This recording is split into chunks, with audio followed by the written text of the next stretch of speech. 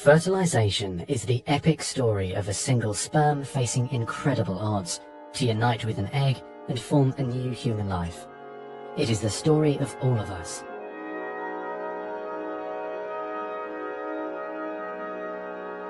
During sexual intercourse, about 300 million sperm enter the vagina. Soon afterward, millions of them will either flow out of the vagina or die in its acidic environment. However, many survive because of the protective elements provided in the fluid surrounding them.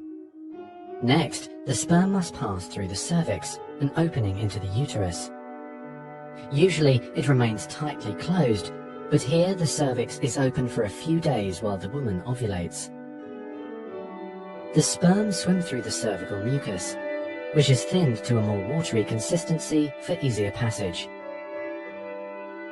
Once inside the cervix, the sperm continues swimming toward the uterus, though millions will die trying to make it through the mucus. Some sperm remain behind, caught in the folds of the cervix, but they may later continue the journey as a backup to the first group. Inside the uterus, muscular uterine contractions assist the sperm on their journey toward the egg.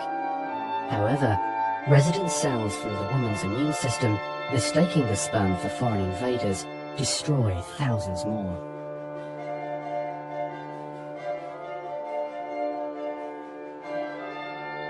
Next, half the sperm head for the empty fallopian tube, while the other half swim toward the tube containing the unfertilized egg. Now, only a few thousand remain. Inside the fallopian tube, tiny cilia push the egg toward the uterus. To continue, the sperm must surge against this motion to reach the egg. Some sperm get trapped in the cilia and die. During this part of the journey, chemicals in the reproductive tract cause the membranes covering the heads of the sperm to change. As a result, the sperm become hyperactive, swimming harder and faster toward their destination. At long last, the sperm reach the egg. Only a few dozen of the original 300 million sperm remain. The egg is covered with a layer of cells called the corona radiata. The sperm must push through this layer to reach the outer layer of the egg, the zona pellucida. When sperm reach the zona pellucida, they attach to specialized sperm receptors on the surface, which triggers their acrosomes to release digestive enzymes, enabling the sperm to burrow into the layer. Inside the zona pellucida is a narrow, fluid-filled space just outside the egg cell membrane. The first sperm to make contact will fertilize the egg. After a perilous journey and against incredible odds, a single sperm attaches to the egg cell membrane.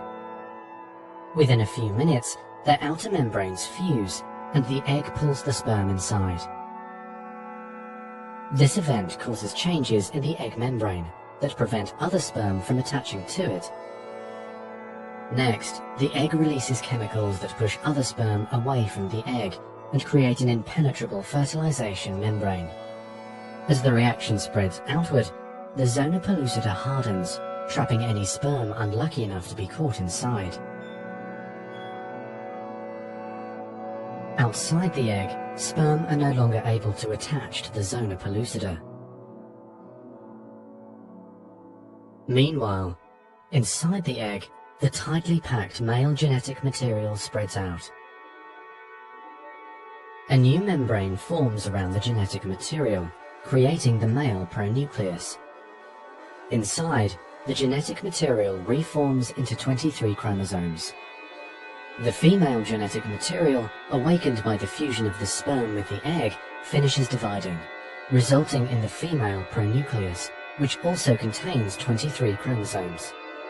As the male and female pronuclei form, spiderweb-like threads, called microtubules, pull them toward each other.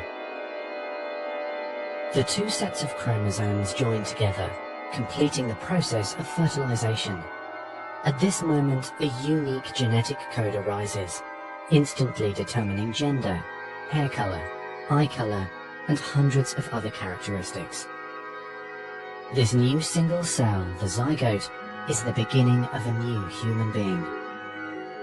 And now the cilia in the fallopian tube gently sweep the zygote toward the uterus, where he or she will implant in the rich uterine lining, growing and maturing for the next 9 months until ready for birth.